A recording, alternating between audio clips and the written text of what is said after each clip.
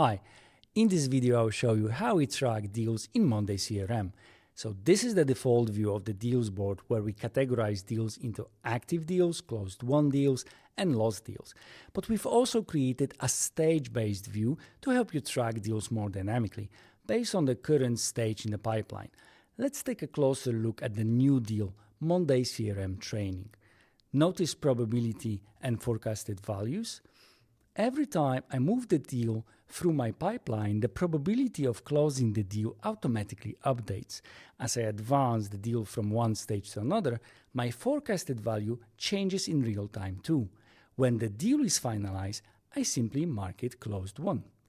And the system automatically updates our forecast with the results.